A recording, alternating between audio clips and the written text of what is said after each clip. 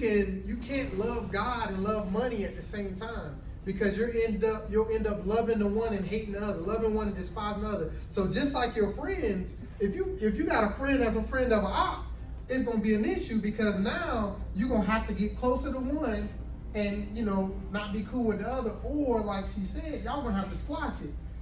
In that situation, you could have brought them together. Like, look, I hear what's going on, and I'm friends with both of y'all. Either y'all gonna squash this, or I can't be cool with it because I'm not gonna be in it.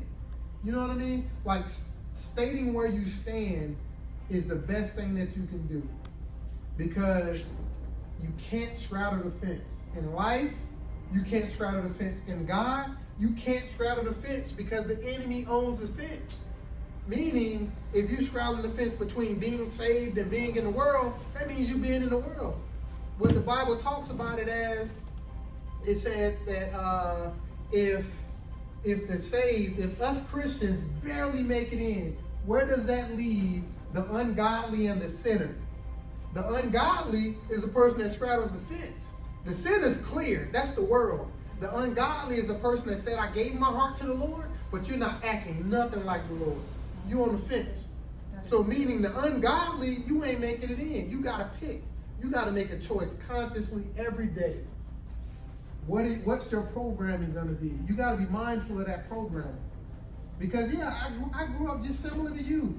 I grew up with the drugs. I grew up fighting. I grew up, doing all kind of filthy stuff. But I had to make a decision that you can use the Holy Spirit in you to do all things. You decide to listen to it. You have the power in you to be unique and to stand out, because people are going to follow you no matter what. And that's one of your gifts. And you are a leader, a charismatic leader. And people are going to follow you. So that means it's on you to whether you're going to lead them to hell or heaven.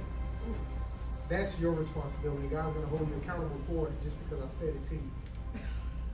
Right? Or like pacify you. I'm not going to treat you like you some little kid, because you're smart enough to comprehend. You're smart enough to hold on.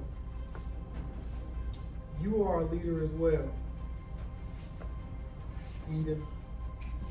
You are a leader as well, and you can't hide any longer.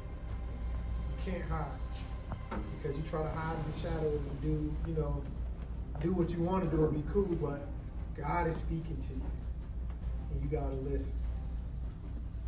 All right, y'all are accountable for everything that you hear up here, man. And I'm praying for y'all, and I'm not gonna baby you. I'm not, because I expect big things I expect greatness in the Lord out of all of y'all. So you have to be conscious of who you're listening to. You have to be conscious of who you let program you, because that's going to determine the rest of your life. Okay? Y'all got any questions?